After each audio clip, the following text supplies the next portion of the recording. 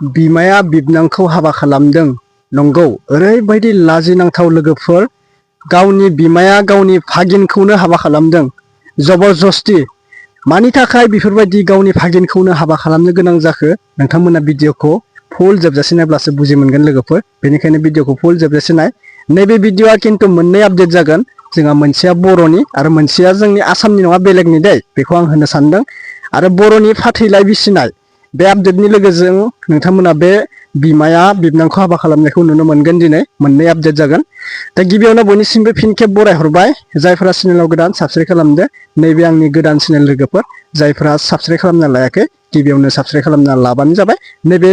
गोदान चेनेलाव आं मोजां मोजां आपडेट भिडिअ नोंथांमोननि सेराव लाबोबाय थागोन आरो बबे डिस्ट्रिक्टनिफ्राय आंनि भिडिअखौ नायदों फोरमायहरलायदो थ' थेंक इउ क'क्राझार उदालगुरि चिरां बाक्सा तामुलपुर रङिया राङापारा तेजपुर गासैखौबो बरायहरबाय लोगोफोर नोंथांमोना बेफोरबायदि डिस्ट्रिक्टनिफ्राय आंनि भिडिअखौ नायबाय थानायनि थाखाय थेंक इउ स' माच 10टा 11टा भिडिअनो नोंथांमोना आंखौ 1K साबस्क्राइब खालामनो हाबाय थ' थेंक इउ भेरि माच लोगोफोर दे नैबे गोदान चेनेलावबो जायफोरा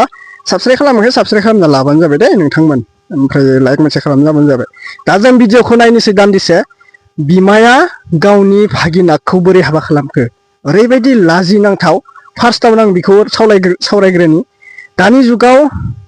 मोसा मोसौजोंनो रुजुनांसिगोन बेफोरबायदि मानसिखौ नंगौना नङा आं आसामाव खननै खोनाबाय बिमाया बिबनांखौ हाबा खालामनाय गावनि भागिनखौ आसामाव खननैल' खोनाबाय आङो बाराबो जानो हागौ खमबो जानो हागौ आं मिथिला आं नाथाय खननैल' खोनाबाय बेफोरबायदि जाथायखौ दिनै आं बाहेरावबो खोनाबाय दिनै बिमाया बिबनांखौ हाबा खालामनो मानि थाखाय हिनजाव मोनासै नामा आङो हौवासाखौ रायनो गोसो गैया मानो होनबा सानैखौबो रायनांगौ सानैखौबो दाय होनांगौ जुदि बिमाया भागिनाखौ हाबा खालामनो हादोंमोनबा माबा मोनसे सोमोन्दो दोङो बे भागिनाबोथ' बे बिमायजों हाबा जानाय नङामोन माबा मोनसे सोमोन्दोआथ' थाथारनांगौ नंगौना नङा रायजो राजा नोंथांमोन नङाबा न'खरनि मानसिया बे बिमायजों बिबनांजों सोरबा हाबा होगोन नामा नोंथांमोना साननानै नाय मुगैनाय गैया लाजिनाय गैया सासे बिमाया गावनि भागिनाखौ बिफा हिसाबै सोमोन्दो जायो नंगौना नङा बिफा जायो गावनि फेमिलि जायो दा अब्ला नोंथांमोना साननानै नाय माबा मोनसे गाज्रि सोमोन्दो गैयाबा बिमाय बिबनां मालाबाबो हाबा होआ आं बेनिखायनो बुंदों रायजो राजा नोंथांमोन एसे साबधान जाब्लानो जाबाय दै लोगोफोर दा मा बुंबावगोन लाजिनायसो मोनो बुंनो बिराद लाजिनाय मोनो नाथाय भिडिअखौ हरनायनि थाखाय होनो गोनां जायो उपाय गैया फाथैलाइ बिसिनायखौबो आं बुंनोसै जाथायखौ फाथैलाइ बिसिनायखौबो आंनो हरनाय जादों दा जोंहा बर' हिनजावफोरा सासे हौवाजों गोजोननाय गैला आरो हौवाफोराबो सासे हिनजावजों गोजोननाय गैला हाबा जागोन गोसो थोलायनायाव बिराद रमान्टिक बिसोरो मोजां मोनलायगोन नाथाय बिसोरो जेब्ला गथ' सासे जागोन सानै जागोन बिनि उनाव बिसोरो फाथैलाइ बिसिगोन गारलायगोन बिनि मोखांखौ बे नायनो बागोन बिनि मोखांखौ बे नायनो बागोन एकदम एगेन्स्ट माने बिसोरा जेबो रादाय गैला आरोना एकदम एगेन्स्ट बेफोरबायदि जायो फाथैलाइ बिसिनाया बबेयाव जानाय बबे डिस्ट्रिक्टआव जानाय मानि थाखाय जानाय आं जेबो बुंनो गोसो गैया नोंथांमोना भिडिअनि गेजेरजों नायना ला भिडिअखौ जोबजासिनो आं क्लिप मोनसे होगासिनो आंनो भिडिअखौ राजकुमार बसुमतारिया हरनाय जादों बे भिडिअखौ नोंथांमोना नायग्रोना लाबानो जाबाय दे ओमफ्राय कमेन्टनि गेजेरजों फोरमायहर बेफोरबायदि गाज्रि आखु मानसिखौ नोंथांमोना कमेन्टनि गेजेरजों मा बुंनो सानो नोंथांमोना बुंहरब्लानो जाबाय दे लोगोफोर दे अब्ला भिडिअखौ नायनानै ला बांद्राय गोलाव जागोन बेनिखायनो आं भिडिअखौ होनाय जासिगोन मोननै आपडेट दे लोगोफोर बै बिमाय बिबनां हाबा खालामनाय मोनसे बेलेग ओमफ्राय फाथैलाइ बिसिनाया जोंनि बर'आनो जोंनि आसामावनो बे बेलेग दे नायग्रोना लाबानो जाबाय ओमफ्राय मोजां मोनोब्ला साबस्क्राइब खालामना लाबानो जाबाय दे लोगोफोर साबस्क्राइब खालामना लाबानो जाबाय चेनेलखौ ओमफ्राय शेयार खालामना हो ओमफ्राय लाइक खालामना होब्लानो जाबाय दे कमेन्ट खालामनो दाबावसै दे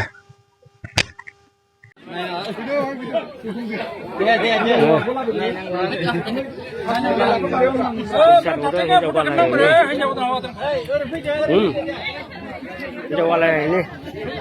गवालपारा आरो सानथिनि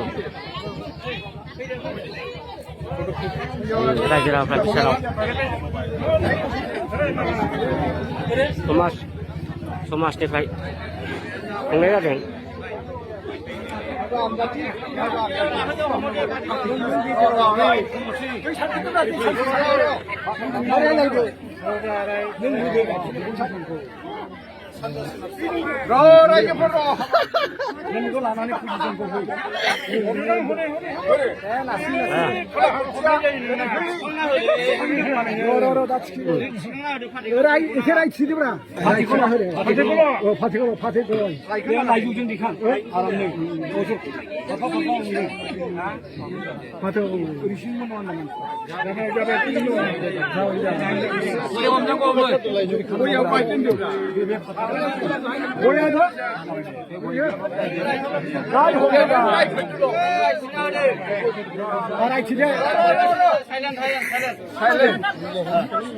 दिनैनि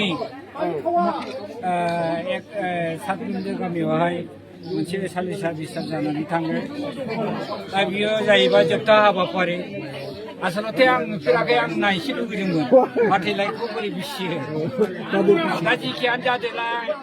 दिनैनि फाथैलाइ बिसिनायनि मिनिङानो जाहैबाय ओंथियानो जाहैबाय हौवाजों हिन्जावजों गोरोबलायैयाव जाहैबाय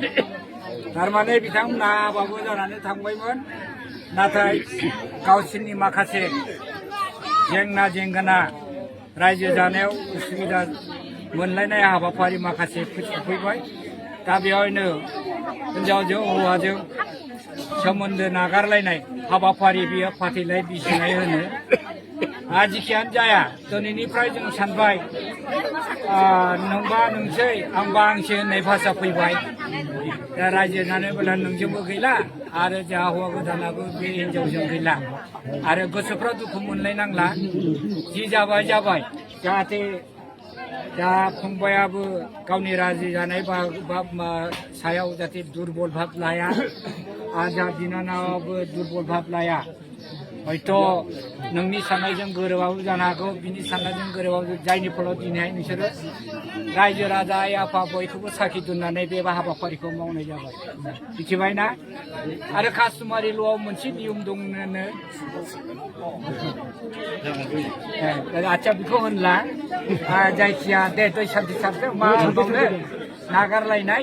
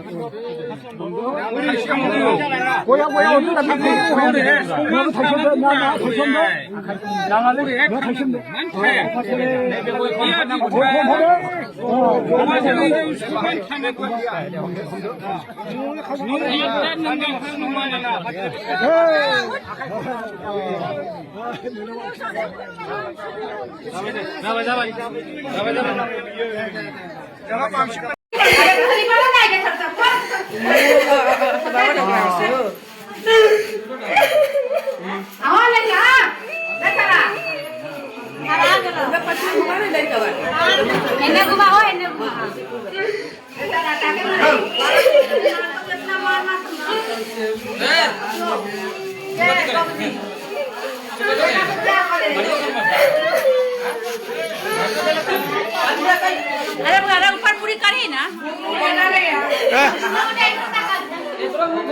मुड़ी ऊपर कर ना मुड़ी अभी लाज लगाई था हाँ तो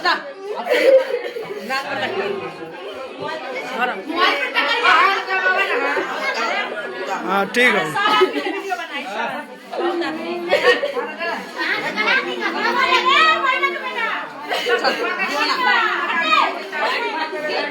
तुम अपना मर्जी से शादी किए हो ना हाँ तुम अपना मर्जी से शादी किए हो ना इसको अगर दिक्कत होगा और कोई भी परेशानी होगा तो तुम झेलोगे ना आप बाप मतारी अगर तुम्हारा नहीं रखेगा देखिए चुप सब बाप के सामने रख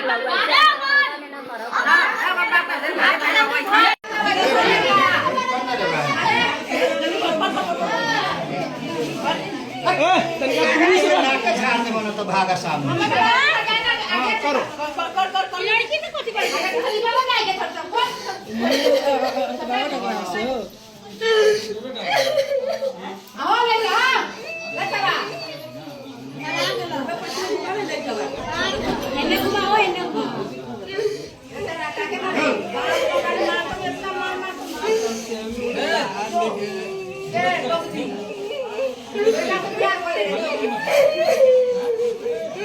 अरे ऊपर पूरी करी ना मुड़िया डालेंगे हाथ डाले हाथ अभी लाज लगाई था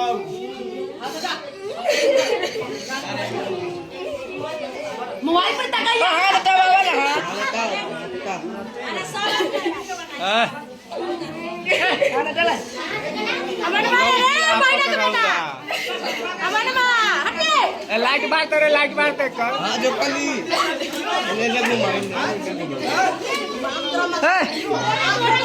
देख ले इधर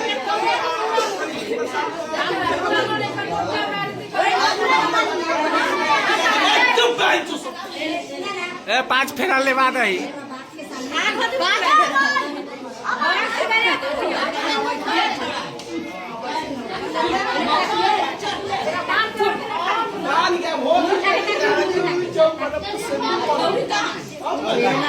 जो गया 12 रुपए ये शासन बार मारा न बन बेटे से करे ना रहे सब जो रन ऐसे पीछे हो ना गलत वीडियो पे डालिएगा हम नहीं बना रहे थे खरा गई से नु खरा हां पहले तो एक हाइट रही है नो छोमा मेरे का हाथ पकड़ निकल जाने का तो मीडिया ले हमको पसंद है ए न ताक ना रे लड़का न ताक न ए बलुआ बता के पर